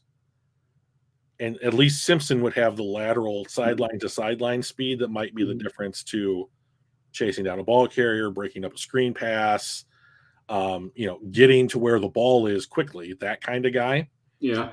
So yeah, he's certainly on the radar. And I'd like to thank once again the Los Angeles Rams for giving us the 13th overall pick. Yeah. I don't think it will end up there, but hey, I'd love to pick there. So there's a couple other guys that I think would be worthwhile talking about for this pick. Siaki Ika is a 350-pound defensive tackle. Putting him next to a Lee McNeil might be enough to fix the running game issues. Yeah, I can see that. So that's one thing. There is a cornerback there's a couple of cornerbacks that I think are still on the board here that I want to discuss. Now, this board does not have them as high as I have them, but everything that I've seen about how they're performing in college this year kind of leads me to believe they're going to be first-round picks. And that's number 1, Joey Porter from Penn State, who's putting up numbers close to what Sauce Gardner did last year. And then there's the Funky just mentioned said, what about Joey Porter Jr.? Yeah, Joey's knocking it down. Yeah. And then like there's a guy who's not on this list. His name's Christian Gonzalez, so we can't even take him, but he's a 6'2", 200-pound cornerback from Oregon, who's having an absolute stellar year this year. Like all the measurables are there. You definitely want to keep an eye on him to see where he figures out. And then the only other thing that I would think here Jalen Carter available? Who? Jalen who? Jalen Carter? No, he went number 2. Oh, okay. Gotcha. Yeah, Will probably was talking about Jalen Carter earlier. Yeah, he is someone that I would be like, can we please? Like, this is like honestly, this Carolina pick, this is ridiculous. Like the board is going to put like who they have as the number 1 overall player in the draft, who this board believes is Will Anderson. Yeah. But like Carolina fired their coach, Baker Mayfield, and I believe Sam Darnold are free agents. This is a quarterback, and it's not funny. Yeah. So if this is not C.J. Stroud or Bryce Young, I don't know what they're doing. Deserve everything they and so then like target for Goff, like a trade target. If they want to go with an edge guy, would they be like, well, Goff is an upgrade over Baker Mayfield, however small of an upgrade he may be, or if Goff starts playing well again, like I don't know. So Jared Goff, like I made the point in one of our group chats that like if he keeps playing as well as he like statistically has been playing this season, his trade value should increase. Yeah, one bride was talking about Carter. He said he'd be like a Sue to us. Yes, potentially better than Ndamukong Suh. Ndamukong Suh he's gonna be a Hall of Famer. So that's right. That's I know that to claim. Yeah, I'm aware. So at 13,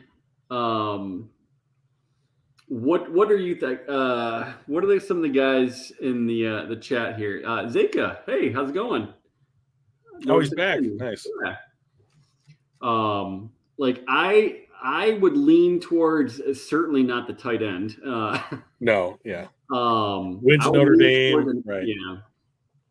Either an edge rusher to complement Hutch and allow us to cut one or both of the Arquara brothers. Sure.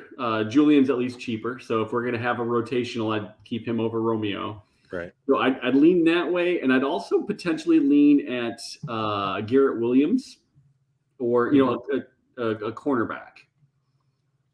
So cornerback would be my, this is where we need to go. So like, Tracy Walker may not be back for the start of next season, which means, and Deshaun Elliott is a unrestricted free agent.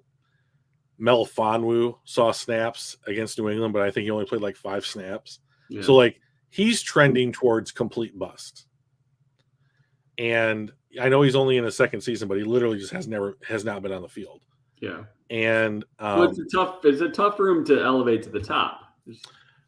Yeah. So here's one thing that we might want to talk about just for as far as defensive backs are concerned. Brandon Joseph is kind of that like, you need to be here. This is what they're running, like communicator, like battlefield general. Yeah. So like that is something that I think that this defense could use. You might be able to get him in the second round. That's another talk. So my thinking here is either cornerback or defensive tackle. So let me know what you in the chat are thinking about, and then we can discuss it. And like, to be fair, the fact that Trenton Simpson can play in the slot is kind of appealing to me. I don't want to use a first round pick on a linebacker because I just don't think they can have the kind of impact that this defense really needs. But like, also this defense needs a lot of playmakers. Yeah. So in the chat, we've got one pride asking any corners, and we kind of touched on that. Funky said, "Oh, it's Porter Jr. then," because we talked about moving toward corners. Sure. What else? Is that what everybody else? Is this kind of a consensus cornerback pick here then? With the guys on the board, Joey Porter would be the guy that I would take. He's got arms that are like a condor. Yeah. And just basically your prototypical NFL cornerback, and he's playing out of his mind. Yeah. So the question though is, with this ranking him at 47.8, that's his average draft position. Yeah. Like, would we be able to get him in the second round on this board? On this particular board, on this particular board, you might. Now, here's my problem with this board: is that they're not updating it. Yeah. As the college football season is progressing, this is their preseason board, and it hasn't changed. So, like, I think it was Funky that recommended Joey Porter. Yeah. But like, Joey Porter is going to be a top 15, if not a top 10 pick, if he continues to play like he is playing. Yeah. So I think it's completely appropriate to think of him at number 13. Let's go with Porter. All right, I am on board with Joey Porter. Funky mentioned loving Trenton Simpson's game, but he was the linebacker we were talking about earlier, right? Yes.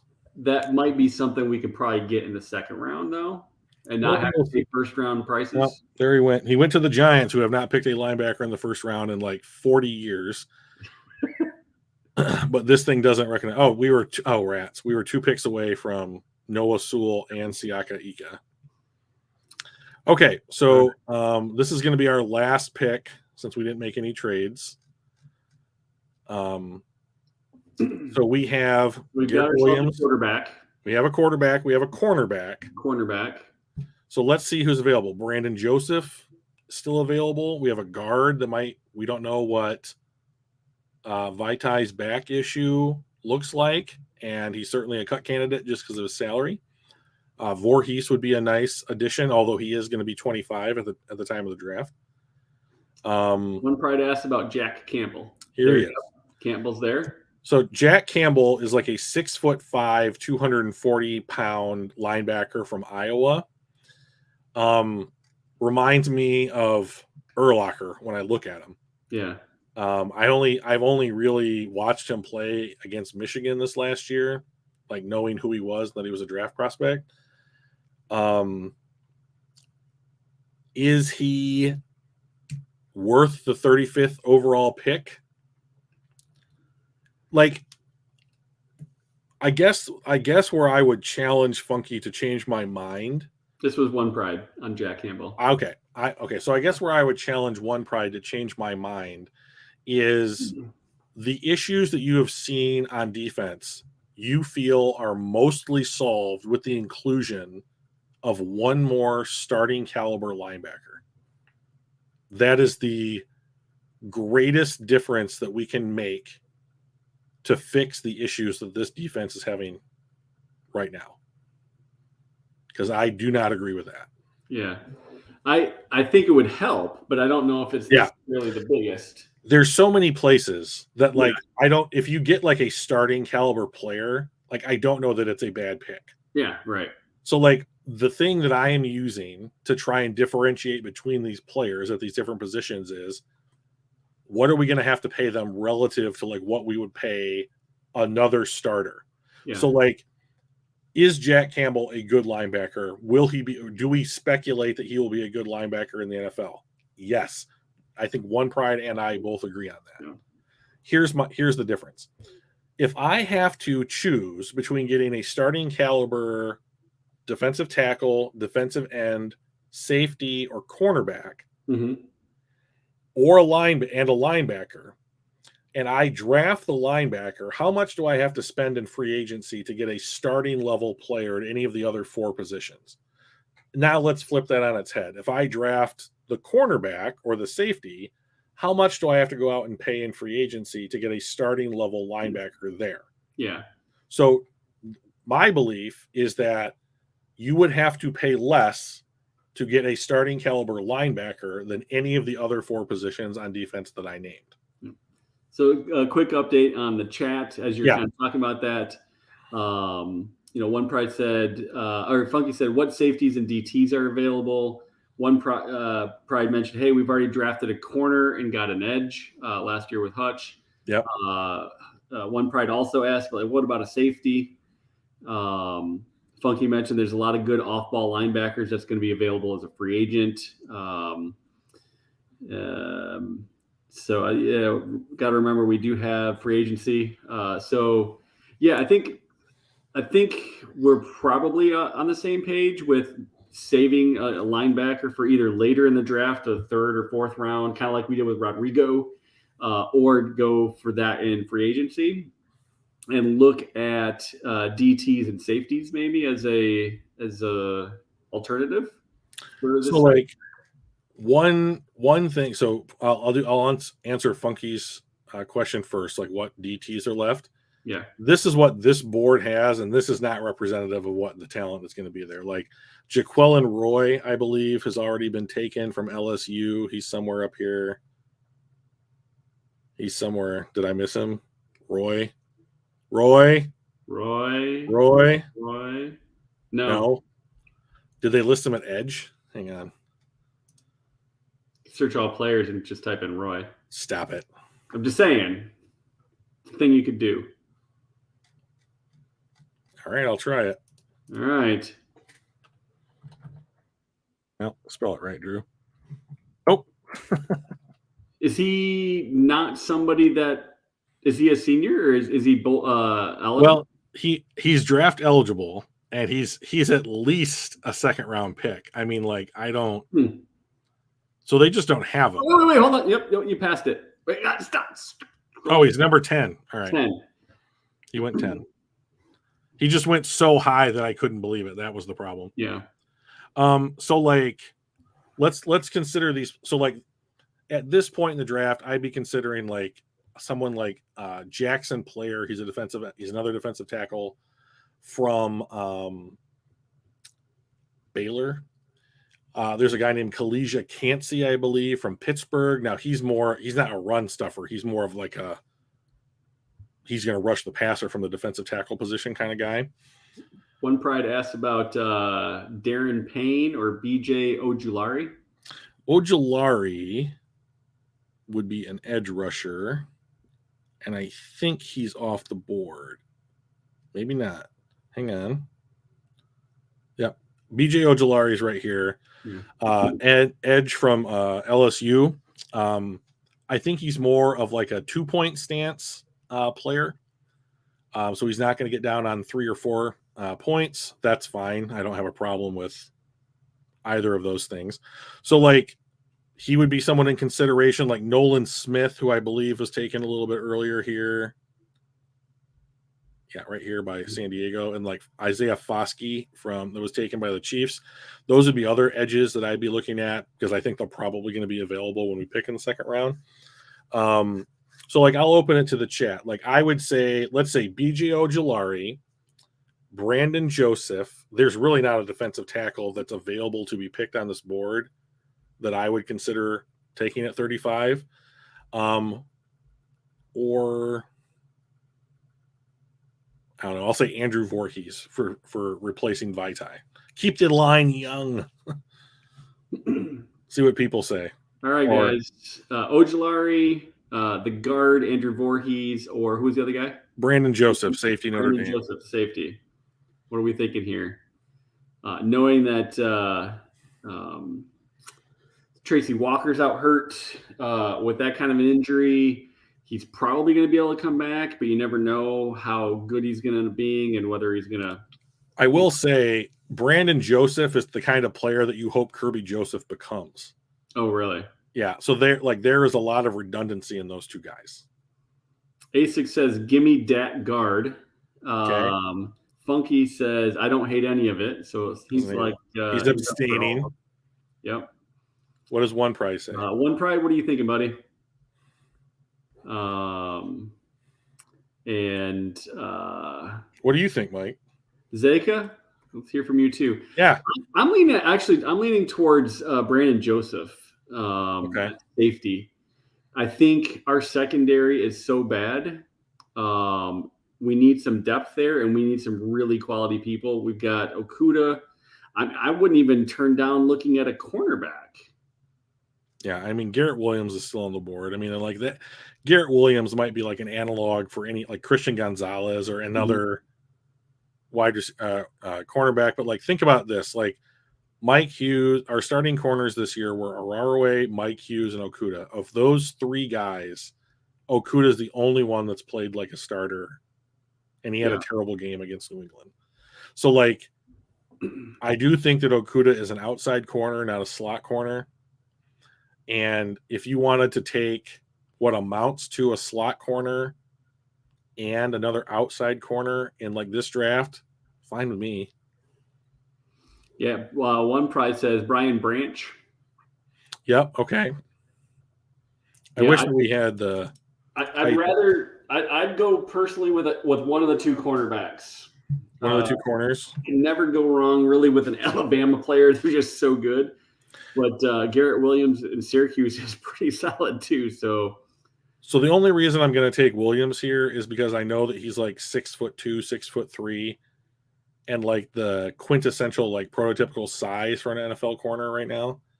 And like on this board, he slipped a little bit. We're getting him at 35 when he's ranked 16th. That's the only reason I'm doing it.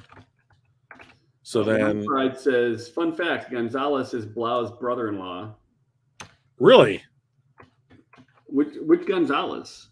It must be Christian Gonzalez from Oregon. So they hated our picks. CJ Stroud, fine. Only because they had Porter ranked so lowly. Sure. And like they may not see cornerback at this point in the season as like a need for this team. Yeah. So like I understand it. So like let's stop sharing my screen, and I will open up this little worksheet that I have. Yes, he said yes on Gonzalez. Oh, okay, cool. Did not know that. So let's go to Google, and then let's go to Google Sheets, and we'll do test run. Okay, Mike. I have to reshare my screen. Yes, sir. You can point and move your mouse and highlight things. We're just not going to see it, buddy. Not going to see it. Yeah. I hear you. So I made this little before and after roster here. This might not be big enough to see. I don't know. But like one thing that I know for a certainty is that this team right now, and this is going to change as people come off like IR and the PUP list and that kind of thing. But right now, you need 17. You need to replace 17 players to get a 53-man roster next season. So let me do some stuff here and like delete these guys out of here real quick. Because this was some mock drafts that I was doing earlier. So let's take our 3 picks and plug it in and see what this looks like, right? So at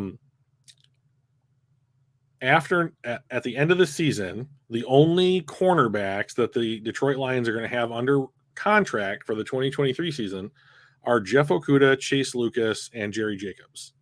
Everybody else becomes an unrestricted free agent. Yep. So we took Porter and we took Williams. Yep.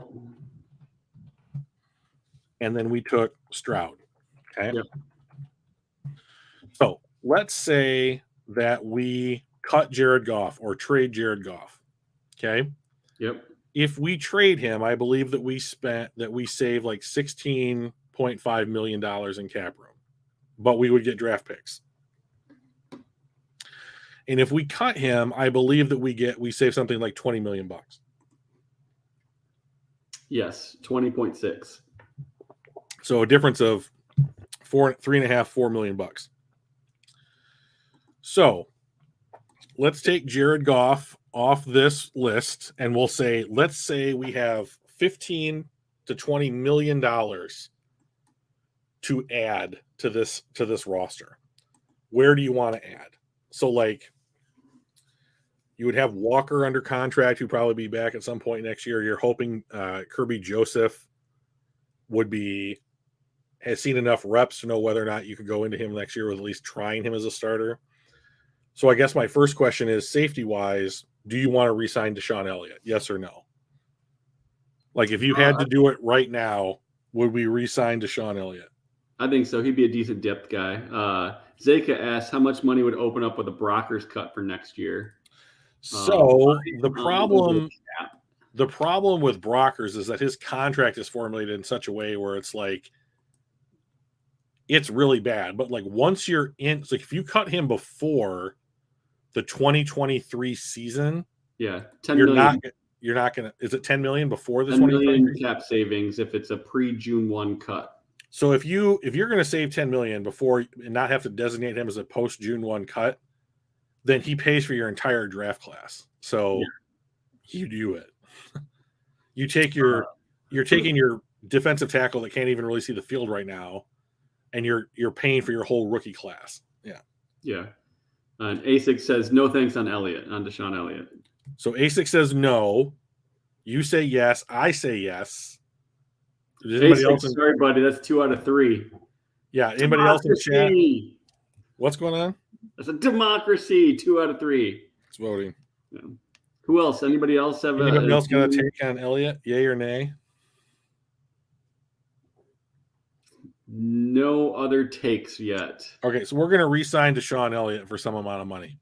Yep. So Anzalone is coming off the books. Now he's not making a lot, but I think he's making like $2 million. So you're the only linebackers that you have under contract next season are Malcolm Rodriguez and Derek Barnes, who you both drafted in the last 2 years. Yep. So as far as I'm concerned, heading into next season, you have one playable linebacker. So like guys like Chris Board, Anthony Pittman. We re-signing them? By the way, Deshaun Elliott's only $1 million. He's not breaking the bank either. Right. So also says he likes they like how Elliott's been playing and that they would keep them. Okay. So A6 is going to need his come to Jesus moment on Deshaun Elliott, apparently. So he said A6 says he got benched this weekend. That's not a good sign. He got hurt this weekend.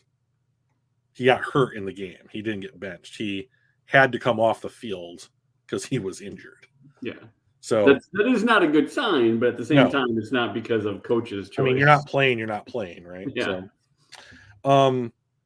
So like Chris Board and Anthony Pittman are like core special teamers, so I think you probably resign them just for that fact. Yep. But I think you are going to have to go out. I mean, maybe they draft another guy at linebacker, but like you're drafting him to be a starter, or you try Chris Board as a starter, or you go out and you try and sign someone to basically be a better version of Alex Anzalone. Yeah. I mean, we only got 2 rounds into the draft. Right. There's no reason to think that we wouldn't try to grab another Rodriguez in the 4th, 5th, 6th round again and see if we hit. Right. So defensive tackle, guys on the roster next year under contract: Onwuzurike, Ali McNeil, Demetrius Taylor, Josh Paschal. 1 rookie, 2 second-year guys, and a UDFA. Yep. So we are the youngest team in the NFL, I believe. So we're way up. We're way up there. So you're going to need depth at a minimum at the defensive tackle position. Yep. Edge, you've got I know I've got Brockers listed here as an edge for some reason. That's not right. You've got Hutch, he's under contract. Okwara, we got rid of Brockers. Romeo Okwara, who has yet to play. So we're approaching 1 full season of him not playing due to this injury. Yeah. And Charles Harris, who has done, let me just check. Oh yeah, nothing. So he has, if you cut Okwara, I believe that you will save $7.5 million, and you'll save almost 8 if you cut Charles Harris. 4 for Harris. So between the 2 of them, yeah, almost $12 million. But then you have to replace those guys. You're going to need, offensive line depth. Like you'll have to re-sign Evan Brown. Yeah. Are you going to re-sign Logan Stenberg? Jamal Williams. Okay. I think he's worth. He's worth. I don't want him to be a starter by any stretch of the imagination, but that's not what we're signing him for, right? Right. We're signing him for depth. That's right. And so Jamal Williams and Craig Reynolds are both unrestricted free agents. So you're going to need some depth at running back. Now, whether you re-sign those guys or draft one and re-sign one or whatever, those are questions that are going to need to be asked. And if you cut Jared Goff and you cut Michael Brockers and you cut Romeo Okwara, you have the $25 million that is coming off of dead money this season. You will finally have money to go out into free agency and potentially, I'm not asking you to sign Roquan Smith. I'm not asking you to do all these things that are top 5 at their positions kind of players. I'm talking about finding a guy who knows his role, finding a guy who's been there before, finding a guy who's not going to fuck up. Just solid, consistent, quality players. So just for reference, if we cut Jared Goff, 20.6, Romeo Okwara, 7.5, that's 28.1. Michael Brockers, 10, that's 38.1. And Charles Harris, which is 4, that's $42.1 million. Plus, we have $25 million of dead cap that won't be there next time. Plus the cap goes up. Yeah, we're looking at almost $70 million plus a big cap bump. Well, so let's talk about that, because that's not, if we're going to do the, like, we're going to save money, let's talk about where we're also going to spend it. That's true. Yep. So, like, we are going to pay Frank Ragnow like $8.5 million more than we are paying him this season, next season. Yep. Tracy Walker's contract goes from like 3.5 to like 11 million, and he's hurt. Yep. You know, so like Jeff Okuda is going to break the $10 million barrier, but that's just rookie escalators. Yeah. You know, so like there are players on this team that are who are in line for bumps. Like, I think that Taylor Decker restructured his contract this year, but like I think that his cap hit next year is close to $19 million. 19.3. Yeah. So, I mean, like, so it's not that we're going to have $70 million. Yeah. It's like we're going to have $56 million. Now, cool. You're going to need 10 of that to pay for your draft class. Yep. You're going to need $3 million for your practice squad. You're going to need, so there's 13. So now we're down to 45. Plus now, whatever the difference is in cap when it goes right up. Okay, so let's say the new money's kicking in for the television contracts next season. So let's say the cap goes up. We're at what, 218 this year? Yeah, and just also for reference, we didn't include $7.7, almost $7.8 million for Vitae. Okay. So like, I think that with all the we can maybe at some point in the season like figure out like this is the estimated amount of cap that we'll actually have. If they're in the neighborhood of $40 to $50 million, you have to go spend it. You have to. Why not? So there's some guys on this team that you're going to re-sign for depth. You can continue to add prove-it players at some positions, right? Like if you cut Khalif Raymond, you're going to save $2 million, And if it's the difference between Khalif Raymond and getting to like prove it deals, like 1 year, $1 million kind of thing, I think you roll with the multiple guys. Yeah. Like Tom Kennedy. Yeah. Who has actually impressed me way more than Cephas has, or Khalif Raymond. It blows my mind that he didn't make the squad and those two guys did. So I did say during the preseason that like Tom Kennedy had played better and outproduced all of the other people who are fighting for a spot in the depth chart. Yeah. Now, the fact that he's playing is tragic. Right. But like I love you, Tom, but God, I wish you didn't have to play. That means we're too hurt. And so like that's whatever, I guess. But like as far as like him being your seventh wide receiver effectively, like, okay. Like I think that they'll probably use like a 6th or 7th round pick on a kicker, like someone like Chad Ryland from Maryland. Ohio State has a really good kicker. Texas A&M has a really good kicker. Like I could see them drafting let's call it a high level collegiate kicker, getting him on a 4-year deal and then seeing if it works out. And if not, you cut him, Yeah. That kind of thing. It depends on how the new kicker that we got from Chicago plays. If he turns out to be a mediocre kicker, I think you just run with that. You had a mediocre kicker in Austin Seibert. So like he was not even mediocre though. No, he was though. He was better than mediocre. And I think that the reason they cut him was because he hurt his groin. And I think probably the injury was worse than what we heard. Yeah. And otherwise, like he was 67% on the season heading into like week 3 or whatever Minnesota was. Yeah. And he missed those 2 field goals. And then like Dan Campbell never kicked another field goal again. Yeah. It's like he traumatized Dan Campbell.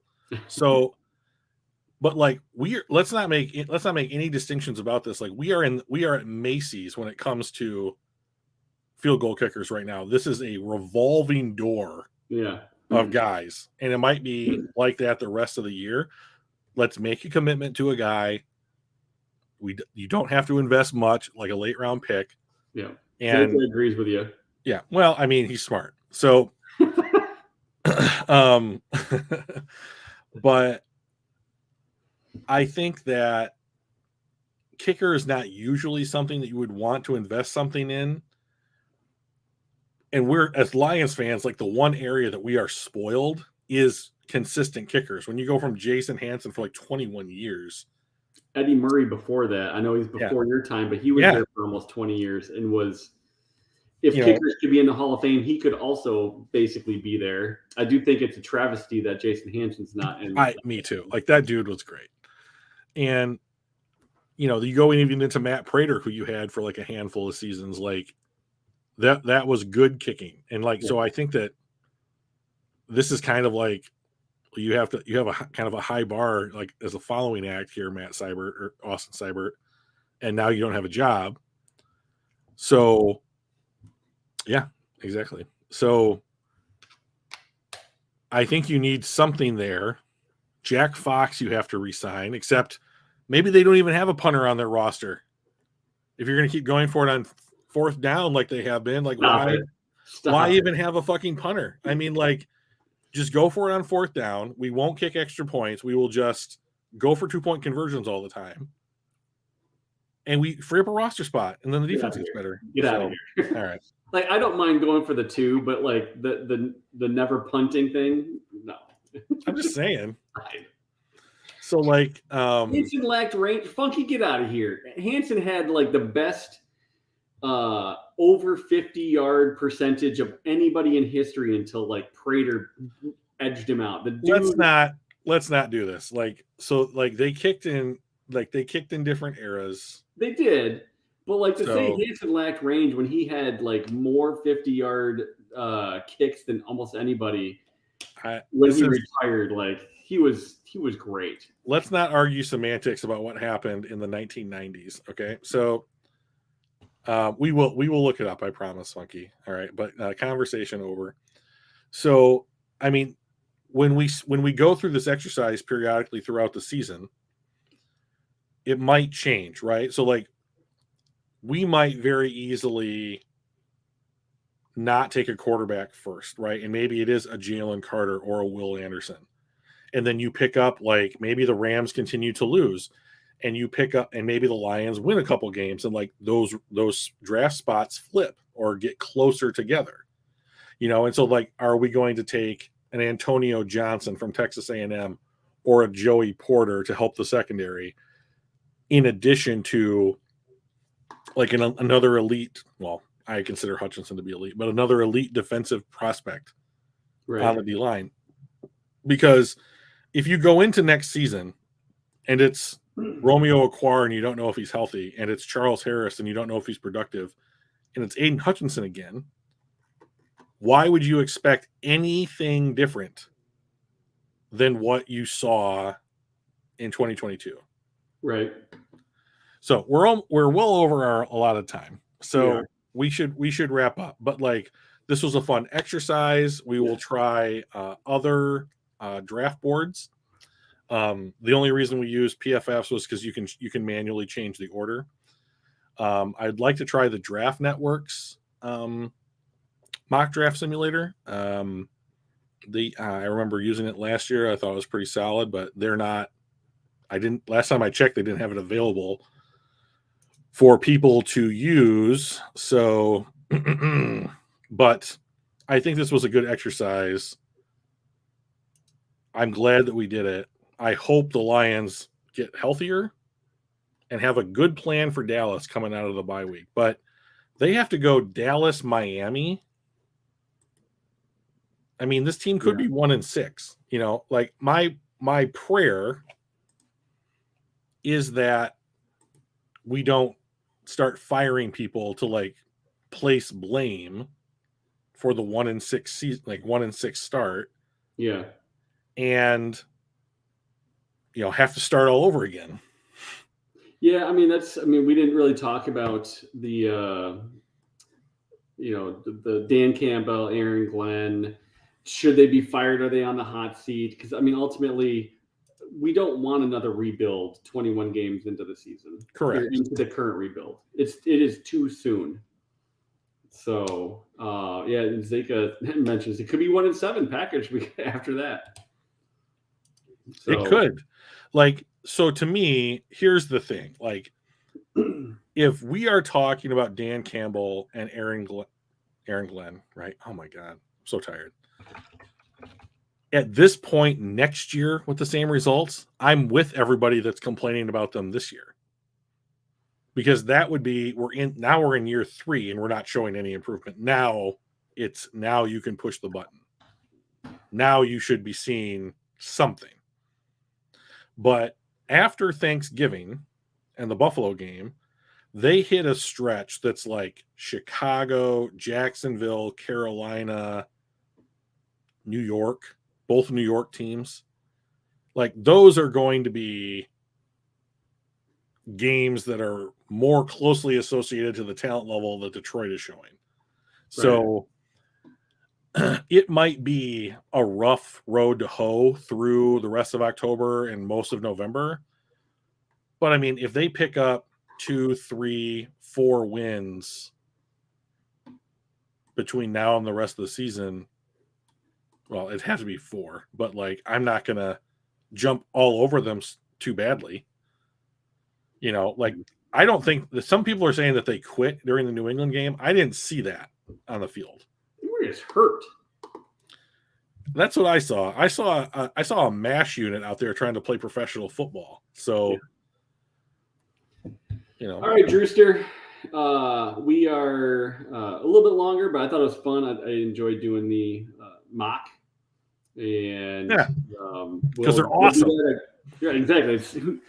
I mean, that's kind of what we do, right? We talk about building teams, and that's a big piece of how you build a team is through the draft. So we'll probably do a couple, you know, every couple games or something, or every couple weeks, we'll probably do an updated mock with that. See you, Zeka. Thanks for joining us. Thanks, man. Yes, One Pride. I do think we're going to beat Jacksonville. It's going to be close, but I think we can get there. But yeah, I like the idea of doing these mocks, kind of where we're at in the season, where injuries are, looking at our replacement, our 5th-year contracts and our re-signs. Like, do we do Hawk? Do we extend Swift? All those kinds of things. I think we can kind of roll through that as the season goes. But this was fun. Appreciate everybody in the chat, Zeka and Funky and A6, One Pride. Thanks, guys. Yeah, it's a good time. Drew, you have an outro, right? Well, we tried it last week, and we'll keep trying it until I guess we're told to stop. But just remember, whether you're a diehard fan or a water cooler fan, keep it casual. All right, see you guys. Bye.